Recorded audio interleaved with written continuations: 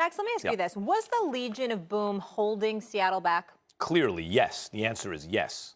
Look, Legion of Boom was the dominant defense of its time.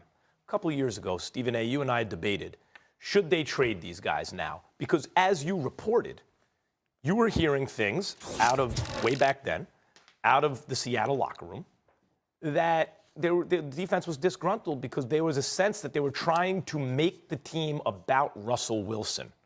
And obviously, they should have given the ball to Marshawn Lynch. About that, we both agree. But I thought it was smart for them to make the team about Russell Wilson, a great quarterback entering his prime, a future Hall of Famer entering his prime. Defenses in the NFL have about a 5-year, really at most, lifespan as a unit.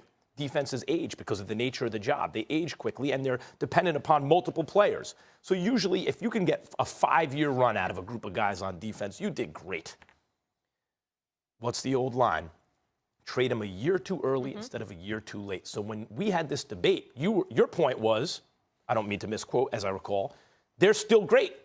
And that was my point, too. Yes, they're still great. Therefore, you can get a lot for them now. In another year, they'll only be good. You will get much less for them. You know the future's Russell Wilson. You know there's a rift on the team. You know you're going to choose the quarterback with 10 years ahead of him instead of the defense with a couple years ahead of them. Choose Russell Wilson, get rid of those guys now, get a ton for them and rebuild. They tried to split the difference. They held on to the defense too long.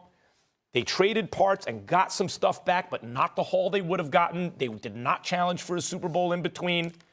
And that's why Seattle, as great a job as they've done rebuilding on the fly, is not in an even better position than they are right now. The Legion of Boom, because of their greatness, held them back. I disagree. I've always disagreed with that. During the Legion of Boom era, it wasn't just 2 years, it was 4 years. They were the #1 defense in the National Football League, #1. Number two, when you think about Russell Wilson in the era, understand, Max, that from a macro perspective, nobody disagreed with you. You understand that you got to hand the ball to the quarterback, and he's the face of the franchise because on and off the field, he just conducts himself in a fashion that breeds leadership to some degree, and it's something that we should applaud.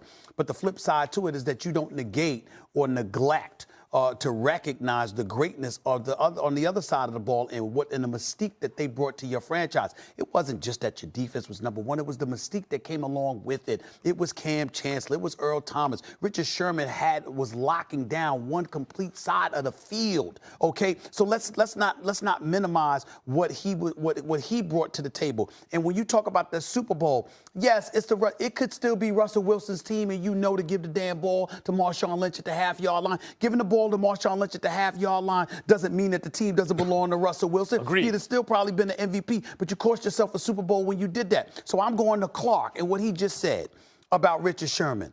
My response to him is that it is a new era. It's clearly over. Richard Sherman is there no longer. Mr. Clark, be respectful, please. Be respectful. Richard Sherman, when he was saying something, he didn't call out any players on the Seahawks. Right. He was talking about the organization. Because obviously when you did that great for that organization for so many years, there's a certain level of respect that you want. We saw Tony Dungy. I commented on this the other day when Tony Dungy was on Sunday Night Football, lamenting how a Super Bowl champion coach was let go. I said, you don't have a problem doing that with players. This is what Richard Sherman is talking about. When you accomplish the things that they accomplish, there's a certain level of respect that should come along with it. Clark needs to recognize that because guess what? It could be you next. It will be him next. It happens to everyone. But I want to get back to this. But how you handle it is what I'm trying to say. Here's the problem that I have with your point of view about the Legion of Boom. Evidence doesn't matter at a certain point. Like, here was the evidence. That era petered out, and they certainly got less for those players than they would have. So the idea not to trade them is because you think you could make a run. They didn't, and then they got less for them. Here's my... But why didn't they? They got hurt. Well, okay, but that's what happens as you age, as you get older, as you're exposed to risk. It happens when you're young in football. Stephen A., had they traded them when I suggested they'd have gotten more for them, and they didn't challenge for a Super Bowl in between. And here's and this is the tough decisions are when they're still great. You should trade players when you go, damn, they're really great this year. Yes, that's why you got a haul for them. You don't wait until they decline. And my point is this, what would Belichick do? Belichick was fixing to trade Tom Brady or let him go. Belichick is unsentimental.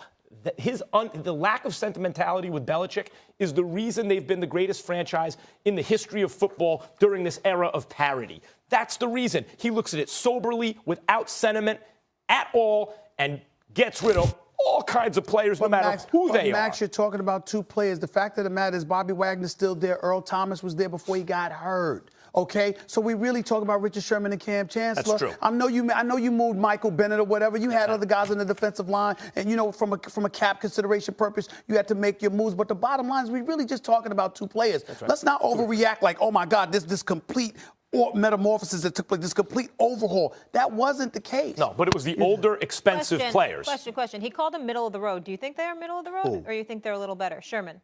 He called them middle of the road? Yeah. They're better than that. They're better than that. They're better than that. So he could be a little salty. Well, he's comparing it to what they were. Of course. All right. But what I'm trying to say is, if you're Clark, why not understand that? Why not understand that? Attack though, and think people are calling you average. If you say somebody by name, I'm all for that. If you know the history, and you know the history between Richard Sherman and the organization, and how ultimately things ended, you have to take that into consideration. Also, the history of Richard Sherman. Richard Sherman, people think he's insulting people. He's not. Richard Sherman says how he feels. How he feels. Remember when he said he thought Crabtree was average, mediocre rather? At the time, he was. He was a middle-of-the-pack kind of guy. He wasn't a lead guy. And out of college, maybe a lot of people thought he would be a lead guy. He got better after that. Yeah, but you're saying this isn't accurate. He isn't. I think he's. They aren't middle of the road. He's in the ballpark. Seattle's better than middle of the road. Richard Sherman, of course, they're not going to be the Legion of Boom. That's an all-time great defense. Mm-hmm. They're high average. They're on the right side of things. But they're not like an elite Chicago Bears defense. He's right about that.